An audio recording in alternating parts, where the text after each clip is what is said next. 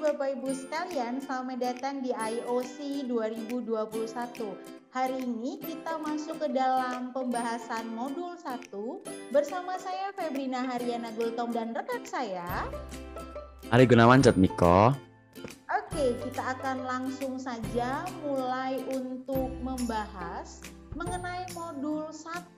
Ada beberapa bagian yang akan kita bahas pada hari ini. Nah, Mas Ari, saya mau nanya-nanya dong, boleh ya?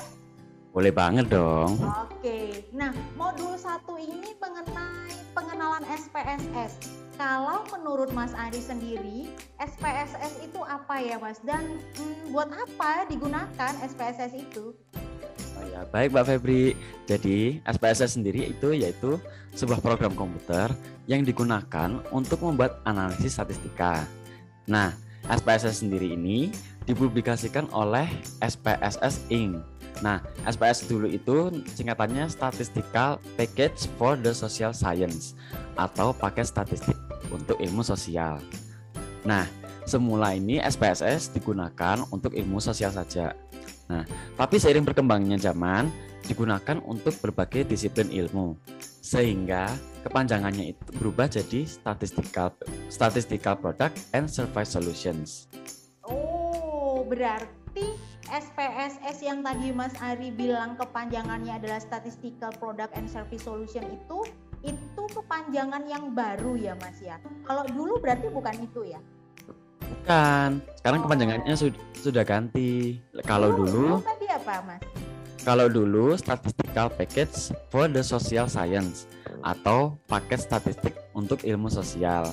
Nah, untuk sekarang ini namanya Statistical Product and Service Solution. Seperti itu, Mbak Febri. Oke, I see. Loh, Mas Ari, sama seperti yang tadi saya tanyakan di pertanyaan saya yang nomor 2, kalau menurut Mas Ari, buat apa sih SPSS itu? Oh iya, baik Mbak Febri. Jadi, SPSS sendiri saat ini digunakan untuk peneliti pasar, peneliti kesehatan, perusahaan survei, pemerintah, peneliti pendidikan, organisasi pemasaran, dan sebagainya. Seperti itu Mbak Febri.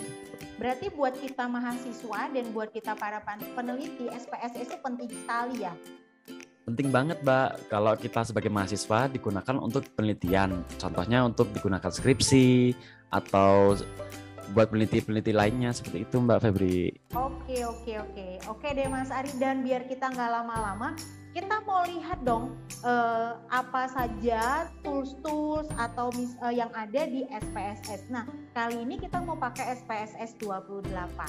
Saya izin share screen dulu ya Mas Ari ya. Siap Mbak Febri, silahkan. Nah, ini adalah tampilan pada SPSS 28. Nah, Mas Ari bisa kelihatan dengan jelas kan? Bisa banget dong. Oke, nah Mas Ari, kalau kita lihat tampilan yang ada pada SPSS 28 ini, di paling bawah ada tulisan data view dan variable view. Ya, ini di pojok kiri bawah.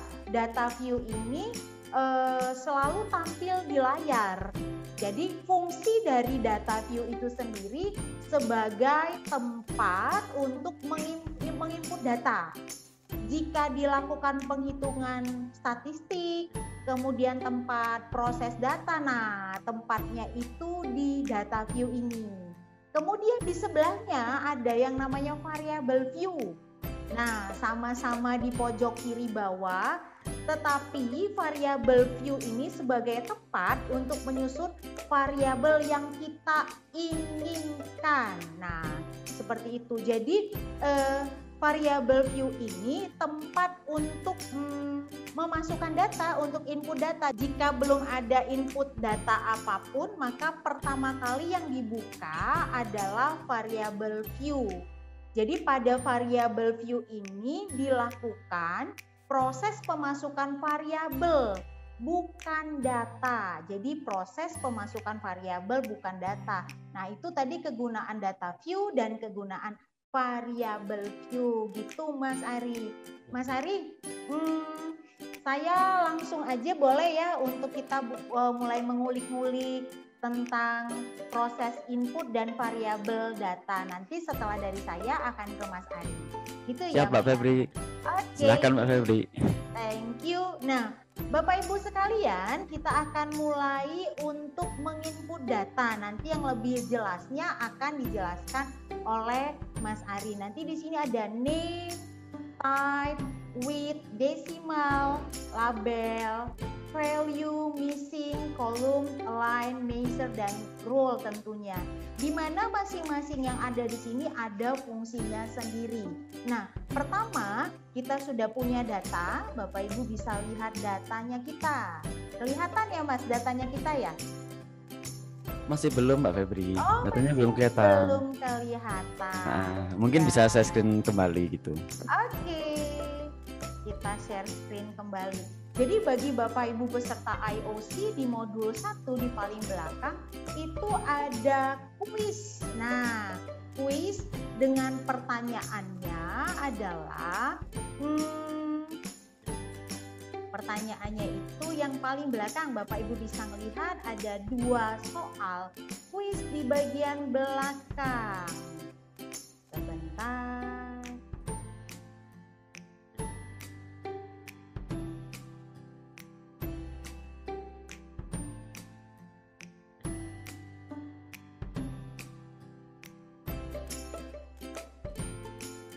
Oke, pertanyaannya adalah seorang mahasiswa melakukan penelitian di mana penelitian yang dilakukan oleh mahasiswa tersebut bertujuan untuk memprediksi dan mengetahui pengaruh motivasi berprestasi terhadap perilaku belajar sehingga diperolehlah data sebagai berikut. Mana datanya? Akan kami tunjukkan. Ini adalah datanya. Oke, ada 20 peserta di sini, kemudian ada motivasi belajar, kemudian ada perilaku belajar. Sekarang kita coba masukkan variabelnya ke variabel view tadi. Oke, di sini mulai kita ketikkan yang pertama adalah nama. Kemudian tadi yang kedua ada motivasi berprestasi. Kemudian yang ketiga tadi ada perilaku belajar. Nah, kalau Bapak Ibu lihat sudah terisi, type-nya terisi, width-nya terisi, kemudian desimalnya terisi, value sampai ke belakangnya semua juga sudah terisi. Nah, sekarang kami berdua akan menjelaskan beberapa part, beberapa bagian yang ada di SPSS berikut ini. Nah, yang pertama adalah sini ada name Bapak Ibu. Name ini kita gunakan untuk memasukkan nama variabel yang akan ditampilkan nanti di data view. Nah, akan ditampilkan di data view. Oke, ada beberapa hal yang harus diperhatikan Bapak Ibu pada saat memasukkan nama pada name ini. Jadi tidak boleh mengawalinya dengan angka atau simbol. Ada simbol-simbol tertentu saja yang bisa kita gunakan. Ya Bapak Ibu seperti dolar itu masih bisa ya. Kemudian tidak boleh diberi spasi. Jadi ini kalau Bapak Ibu lihat, nah di sini ini nggak boleh dispasi Bapak Ibu. Nah nggak boleh dispasi. Apa yang terjadi kalau dispasi? Bentar, ini tidak boleh dispasi. Ada tulisan yang muncul, variable name contains an illegal character. Jadi nggak boleh dikasih spasi, jadi harus tanpa spasi atau Bapak Ibu bisa tambahkan underscore di bawah ini ya supaya tampilannya lebih bagus. Kemudian karakternya tidak boleh lebih dari 64 karakter serta tidak boleh diakhiri dengan tanda titik. Nah, seperti itu. Jadi memang ada ketentuan-ketentuan yang kita gunakan untuk memasukkan name ini. Nah, kemudian yang selanjutnya Bapak Ibu kita masuk ke type. Di sini tulisannya numerik. Coba kita klik ada apa? Nah, numerik. Ini namanya variable type yang di dalamnya ada numerik, koma, $scientific notation, kemudian date, dollar, custom currency, string, dan restricted numeric. Nah, sekarang kami akan menjelaskan numerik ini digunakan untuk apa saja. Jadi numerik ini digunakan untuk memasukkan data berupa angka. Sedangkan koma itu digunakan untuk menentukan banyaknya angka di belakang koma, Bapak Ibu. Sedangkan dot, ini ada dot di sini Bapak Ibu kalau perhatikan, dot digunakan untuk mengubah fungsi titik sebagai pemisah ribuan dan fungsi koma sebagai pemisah angka desimal. Itu yang dot. Bagaimana dengan scientific notation? Jadi kalau scientific notation ini digunakan untuk memasukkan data dengan format eksponen. Nah, selanjutnya kita lihat di sini ada tulisannya date. Jadi kalau date ini digunakan untuk memasukkan data dengan format tanggal dan waktu. Bagaimana dengan dollar? Dollar ini memasukkan data kalau satuannya adalah dolar. Sedangkan custom currency itu digunakan untuk memasukkan data dengan satuan mata uang selain dolar. Bagaimana dengan string ini? String ini kalau data Bapak Ibu berupa huruf. Sedangkan restricted numeric ini digunakan hanya untuk data angka yang diawali dengan angka 0 sesuai dengan panjangnya. Nah, seperti itu ya Bapak Ibu ya. Kemudian kita beralih, kita tutup dulu sejenak yang type. Ya, masuk ke width. Nah, apa itu width dan untuk apa digunakan width ini? Bapak Ibu, width ini digunakan untuk menentukan panjangnya karakter yang digunakan. Ya, di sini ada tertulis 8. Jika tulisannya di sini 8, maka kita hanya dapat membuat kata dengan panjang maksimalnya 8 saja. Jadi ini bisa diganti-ganti Bapak Ibu. Kalau Bapak Ibu pingin namanya panjang, jadi ini bisa diganti-ganti width-nya. Oke, lanjut. Kita beralih ke desimal. Nah, desimal ini untuk menuliskan jumlah angka desimal untuk data yang bersifat numerik tentunya. Label ini apa ya? Label ini sebenarnya Bapak Ibu untuk memberikan penjelasan pada variabel yang digunakan. Nah, kalau di sini boleh menggunakan spasi. Begitu ya Bapak Ibu. Nah, kita langsung masih ada beberapa item yang harus kami jelaskan. Di sini ada value. Value ini digunakan untuk mengelompokkan data ke dalam suatu kategori. Nah, dapat dipakai untuk data yang memiliki jawaban berupa pilihan. Bagaimana dengan missing? Nah, kalau missing ini untuk menentukan angka mana yang dianggap mungkin rusak, hilang, atau tidak terpakai pada data kita. Itu yang missing. Kolom ini buat apa ya? Ini untuk menentukan lebar kolom tentunya. Kalau align Bapak Ibu mau menentukan posisi datanya seperti apa? Apakah sebelah kiri di sini bisa diklik Bapak Ibu? Nah, ada left, right, center. Jadi kalau left itu sebelah kiri, right kanan, center itu di tengah-tengah. Oke, begitu Bapak Ibu. Nah, sekarang kita masuk ke measure.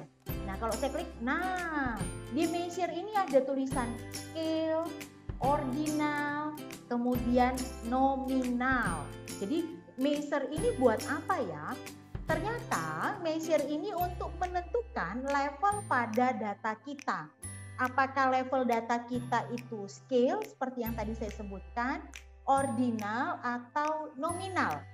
Nah, Bapak Ibu ada di beberapa sumber mengatakan, nih beberapa sumber ya Bapak Ibu ya, mengatakan bahwa measure ini tidak perlu terlalu diperhatikan. Katanya cukup menyamaratakan semua variabel yang kita miliki ke dalam level scale. Pakai scale aja udah cukup. Loh kenapa? Padahal ada pilihan ordinal dan nominal. Karena scale merupakan level tertinggi. Nah, sehingga pasti mencakup untuk yang data yang ordinal ataupun yang nominal. Dan yang terakhir Bapak Ibu, ada rule yang di dalamnya ada input. Input itu digunakan untuk variabel independen atau predictor atau default. Ya. Kemudian kalau target buat apa ya? Target itu digunakan untuk variabel dependent atau untuk outputnya. Sedangkan both itu kemudian ada noun ya, ada partition dan split. Ya Bapak Ibu, kalau yang di noun itu tanpa peranan. Kalau yang di partition itu untuk variabel yang akan dilakukan partisi data menjadi sampel yang terpisah. Oke, nah itu tadi bagian-bagian yang ada kalau Bapak Ibu lihat di tampilan SPSS. Tentunya semuanya memiliki fungsinya masing-masing. Semakin banyak kita berlatih SPSS, semakin kita terbiasa dengan tools-tools yang ada pada tampilan SPSS kita. Baik Bapak Ibu, tadi saya sudah menjelaskan beberapa fungsi dari tampilan SPSS kita. Nah sekarang kita akan masuk ke pembahasan kuis kita yang pertama mengenai cara menginput data pada SPSS setelah ya. Tadi kan saya jelaskan variable view ada apa aja. Nah, kita mau lihat prosesnya. Silakan Mas Ari. Ya, baik Mbak Febri. Jadi saya akan menjelaskan cara-cara untuk menginput data seperti itu ya. Baik. Pertama saya akan mencoba untuk share screen terlebih dahulu.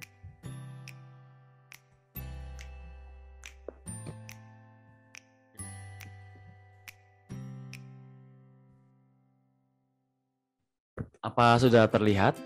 Oh, terlihat dengan jelas sekali. Oh ya, baik. Oke. Ya, tadi kan sudah dijelaskan sama Mbak Febrina. Kalau variabel view-nya tadi sudah terisi nama, motivasi berprestasi, sama perilaku belajar. Seperti itu ya. Berarti Mas Ari, saya potong dulu. Langkah pertama, kalau kita mau menginput data pada SPSS, yang perlu pertama kali kita kerjakan itu yang di variable view ya Mas ya? Iya, benar. Sebelum mengerjakan di data view, kita harus membuat variabel dulu. Kita mau membuat seperti apa? Mau membuat motivasi berprestasi atau membuat kemampuan berpikir atau sebagainya. Seperti itu. Jadi itu variabelnya ya Mas ya? Iya. Oke, silakan dilanjut Mas Ari. Oke, baik, terima kasih Mbak Febri. Jadi setelah kita sudah membuat variabel view, lalu kita akan pindah ke data view untuk melakukan penginputan data. Jangan lupa ya, data view ini dilakukan untuk menginput data setelah membuat variabel di variable view. Seperti itu. Jadi di sini saya memiliki data. Apakah sudah terlihat datanya di sini? Kelihatan dengan jelas kan? Oh, baik. Nah, di sini ada data berupa nama, motivasi belajar, dan perilaku belajar. Dan di sini sudah tertulis di SPSS juga ada nama, motivasi berprestasi, sama perilaku belajar. Nah, untuk yang pertama kita menginput data Benjamin. Kita ketikkan Benjamin Oliver Joseph. Nah.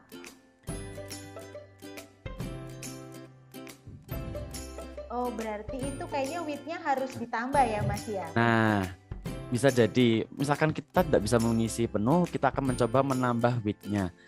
Misalkan saya isi 30 ya Mbak Febri ya. Oke, siap. Oke, siap, coba. Kita isi lagi. Benjamin Oliver Joseph. Nah, kalau nggak kelihatan kita bisa membesarkan width-nya seperti ini. Udah kelihatan kan? Oke, sudah. Oke. Nah, pertama kita mengisi motivasi belajarnya 36. Jadi kita tinggal ketik 36. Mas, kalau copy paste bisa nggak Mas kira-kira Mas? Dari bisa banget. Oh. Kalau cara yang mudah supaya kalian nggak capek, kita tinggal kopas saja dari Excel misalkan. Langsung bisa ya Mas ya? Coba Mas. Bisa. Ini kita tinggal copy, klik kanan, lalu klik copy di sini. Lalu kita paste langsung di nomor 2. Nah, kita paste. Tuh, apa sudah masuk semua kan? Oke, sudah kelihatan. Oke. Nah, untuk memindahkan di sini sangat mudah banget. Kita tinggal copy aja 2 sekaligus. Nah, kita klik kanan, copy, lalu langsung masukkan ke sini. Langsung drag seperti ini. Kita klik kanan, paste. Nah, data sudah langsung masuk. Jadi kalian tidak perlu mengetik jika kalian memiliki data. Kita tinggal klik copy, paste, udah selesai. Mas mau tanya dong, boleh ya? Boleh banget. Oh, nggak koma Mas? Oh, kalau koma kita lihat balik lagi ke variable view. Oh, berarti tergantung variable view-nya kita ya? Iya, kita membuat variable tergantung variable view. Kalau misalkan supaya nggak koma, kita masuk ke desimal. Misalkan masuk ke motivasi berprestasi. Kita klik desimal. Jika kita klik 2, gini, kita akan melihat yang di data view. Tuh, muncul koma kan? 2 angka di belakang koma. Jadi ketik 2 angka di belakang koma gitu. Iya, 2 angka di belakang koma. Kalau ada 2 desimal. Kalau 0 berarti nggak ini ya Mas ya, nggak koma ya, nggak bilang desimal ya berarti ya. Kalau desimalnya kita gantikan 0, maka di data view-nya tidak memiliki desimal atau titik 2 di belakang koma. Oke, baik. Nah, seperti itu Mbak Febri. Ini udah selesai berarti input datanya. Untuk input datanya sudah selesai seperti ini. Sangat mudah banget kan? Ya Mbak Febri ya. Oke, betul Mas, mudah. Berarti kita bisa langsung copy paste dari data kita di Excel, dipindahkan langsung ke SPSS. Bisa ya Mas ya? Bisa banget. Itu lebih memudahkan banget itu Mbak Febri. Oke, baik Mas. Mas boleh lihat yang variable view-nya? Boleh, ini. Oh, berarti semuanya itu pertama kali intinya itu yang apa yang kita ketik di variable view ya Mas ya? Iya, kita harus mengetik dulu di variable view. Kita harus tentukan seperti apa datanya, bentuknya seperti apa. Seperti yang tadi Mbak Febri jelaskan, tipe datanya seperti tipenya seperti apa, desimalnya mau dibuat seperti apa dikasih label seperti itu. Oke, baik Mas, baik Pak. Loh Mas, ini nggak perlu di save as gitu atau dibiarin gitu, nanti kalau tiba-tiba ini bisa hilang dong. Kalau save as gimana caranya Mas? Ya harus di save dong. Kalau kita langsung tutup, nanti data kita nggak tersimpan dong. Jadi kita harus klik file, lalu kita klik save seperti ini. Nah, lalu kalau misalkan kita menaruh di tempat lain, kita bisa klik di sini. Nah, sebagai contoh saya akan menge-save di dokumen. Nah, untuk file namanya, itu bisa diganti. Misalkan nih saya isi penelitian seperti itu. Nah, lalu kita klik save. Nah, sudah ke save, tandanya ini sudah ke save. Nah, untuk melihatnya kita coba lihat ke folder dokumen dengan nama penelitian. Tuh kan, sudah ke save kan? Oke. Berarti kalau kita mau kerja ulang, mungkin ada yang harus kita edit, bisa ya Mas ya? Bisa, nanti kita langsung tinggal klik 2 kali di file yang kita save tadi. Oke, seperti berarti itu. Kalau input data itu nggak sulit-sulit amat ya berarti ya Mas ya? Sangat mudah dong. Oke, berarti untuk banyak latihan ya? Nah, untuk Bapak Ibu gak usah takut buat ngeklik-klik apapun. Bapak Ibu silakan klik-klik apapun yang Ibu Bapak Ibu yang mau coba gitu. Dijamin gak akan meledak kok. Gak apa-apa ya supaya belajar ya Mas Hari gitu. Ya? Iya, nah supaya belajar biar nggak kaget gitu loh. Oke deh Mas Ari, kayaknya Bapak Ibu peserta IOC sudah paham bagaimana cara untuk menginput data di SPSS, kemudian sudah paham juga fungsi-fungsi dari beberapa tools yang tadi kita sudah jelaskan tentunya. Mungkin bisa di stop share Mas Ari? Ya baik Mbak Febri. Oke, ada pesan-pesan untuk Bapak Ibu yang mungkin sedang belajar menggunakan SPSS Mas Ari? terus semangat belajarnya, nggak usah takut buat ngeklik apapun itu, udah nggak akan meledak, dijamin itu. Iya, Seperti itu memang ya kayak perlu pesannya. dicoba ya. Perlu dicoba ya Mas ya. Jadi kalau misalnya salah misalnya harusnya datanya numerik, dikasih string, nanti kelihatan loh kok nggak keluar. Akhirnya bisa semakin paham tentunya. Bener ya Mas Ari ya? Ya benar, nanti kalau sudah coba-coba nanti paham sendiri kok. Oke, baik. Baik Bapak Ibu peserta IOC, demikian penjelasan dari kami berdua bagaimana cara menginput data pada SPSS 28. Kami mohon maaf jika ada hal-hal yang kurang berkenan, salah kata, atau hal-hal yang lainnya. Akhir kata, salam dari kami berdua, saya Febrina Haryana Gultop dan rekan saya Ali Gunawan Jatmiko. Selamat siang dan selamat belajar. Bye.